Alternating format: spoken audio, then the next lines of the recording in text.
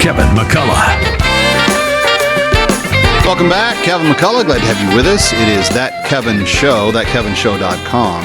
As we approach 250, celebrate 250, have fun with 250, it's awesome to be thinking about all the great things that we're going to do with our friends and everything else. But it really should be a 4th of July that is very different. And we should be using it to reflect and to think about what this country has actually stood for and the opportunities it's actually given us and some of the great sins that it's actually corrected, and to have a government that had the possibility of even doing any of that from its founding is really a gift, I believe, of divine providence, as George Washington would say. But would the average 7th grader be able to say it? Would the average high school kid be able to say it? Do these kids even know anything about civics in modern life? Well, it's of great concern to Adam Mangana, education innovator and also CEO of Optima, and he joins us on location somewhere secret. We won't say where, but Adam, it's good to see you. Thank you for being here. I'm thrilled to be here, and it's not just the average 7th grader. It's 70% of the folks who vote in this country could not pass an 8th grade civics exam. So it is of serious importance that we empower all of the future generations to learn the beautiful history, as you mentioned. Well, let's start at the beginning. How do we define civics, and what should we think of when we hear that word? Yeah, great question. Civics is, for me, the ends are civic virtue. You actually want people to understand, right, the ways in which our government has a responsibility in relation to us. And so, for example, most students in the 8th grade right now don't even understand that our government is broken into 3 branches of government, and each of them have different roles. So civic education allows and empowers students to understand how our government functions, both historically and today, and it allows our citizens to develop civic virtue, right, and to become part of the citizenry. When did we start losing the ability to educate the next generation on this? Where did that start to trickle downhill? I think that we, unfortunately, in the early 80s began to over-index on STEM education. Oh, and right after the Department of Education was created. That's probably obvious to many of your guests. But it's ironic that we start building things that were not in the Constitution and different government agencies, and all of a sudden things deteriorate. But we spent a lot of money on losing the ability to teach civics in the United States. And again, when we built the Department of Education, we over-indexed on STEM education. Everything was binary. We were either teaching math or we were teaching the humanities. The humanities lost. I believe in this new era of AI, whether it's, we're not asking the question of, can we build something? We're asking the question ethically of should we build something? Civics will become much more important. Well, I've been bragging about this all week, but over the last few months, I began watching hundreds of documentaries, refreshing my own memory on the founding of the country and the history of where the separation of powers came from and how, we don't like to think about this, but that day in 1776, July 2nd, actually, when they all approved the Declaration, some of the signings didn't happen until the 4th, but they declared it and adopted it on the 2nd. But it was hot. It was a muggy, nasty, hot, humid Philadelphia courthouse, essentially, that had no air conditioning and nothing else in it. And those guys had been plugged away in there for a while to come to that decision.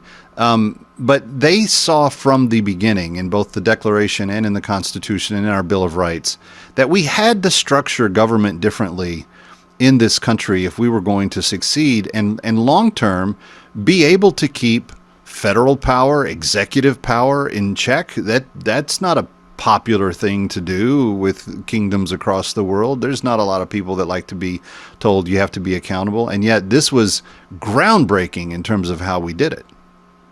One of the things that Optima has decided to do to make this really powerful is the ability to take folks back into time using immersive technology. So our students are actually able to travel to Independence Hall, interface with the founders, ask those questions to extend their own thinking around that. I think right now, in some ways, to your point, democracy is under assault because we have a voting populace that doesn't understand the sacrifices that our founders made to create this beautiful experiment. And there have been so many things that have been, course corrected because of the institution that is America. It's so many sins have been ameliorated, to your point, that existed all over the world, but it was our country and its commitment to freedom that defined so many of these movements in the last 200 years that have really allowed us to enjoy the freedoms we have today. No doubt about that. Why did Optima want to do this metaverse VR thing with the experience? I mean, the immersive stuff is the hot thing. Everything is immersive now. But what motivated you guys to say we should be part of this? At its core, I live in rural Mississippi on a farm, and I was looking even at the average 11th grade birthday party, and students would be together physically in the same location, but they would be on their phones on Fortnite or Roadblocks. And I thought, man, those tools are incredibly dangerous. Parents don't even understand these these tools that don't have the proper guardrails that their children are using. But what was powerful about it was perspective taking, the ability to be present with each other and solve the loneliness problem that we saw during COVID. So I thought if we could marry 21st century technology with first century wisdom, if we could take all of our core content, if we could take Epictetus and Plato and Socrates, and we could use the methods of Socrates to extend thinking through questioning, that this would be a very compelling way to improve greatly online education. And I saw the power of educational savings accounts now that parents can parent direct funding. And I thought to myself, this would be a great way to disrupt government schools. I'm all in favor of that.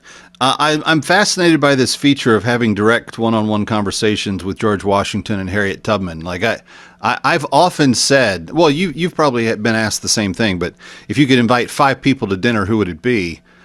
From all of history, and it's the range is pretty cool. I mean, mine would probably be Jesus Christ, probably would be Winston Churchill, probably would be I don't know, Martin Luther King Jr., probably would be let me just ballpark Any this. contrarian Let's say Magic Johnson. Okay, and, there's a contrarian. Nolan Ryan. Sorry, Nolan Ryan has to be my sports guy, and then someone else of history. But the point is, I would love to have a conversation where those people were forced to sit down and have a conversation with each other. You've kind of created, not quite that extent, but you've created that ability here. Yeah. I mean, there are many stories out in the media today about the dangers of AI, but one powerful positive use case has been this ability to perspective take, right? I do think it's very powerful to take these small language models, power these avatars, have students come back and now interface with a AI powered Benjamin Franklin, for example, to understand what he was thinking, to understand his perspective. When we don't have these tools in place, we're much more susceptible to believing that all of our founders were evil people who wanted to keep certain types of people down. And if you actually understand the full and true history of the United States, we have brilliant, complex founders who were dynamic. And if you have an opportunity to have students interface with them, they understand the nuance and so much of what they wrote and thought. Yeah, no, that's great. Well, Adam Mangana, we appreciate all that you're doing. If people want to know more about the Optima virtual reality experience, where do they go? Please have them come visit us at www.optimaacademy.online. We're excited about offering the civics course completely tuition free, whether they're using the charter if they live in Florida, or if they are wanting to use educational savings accounts.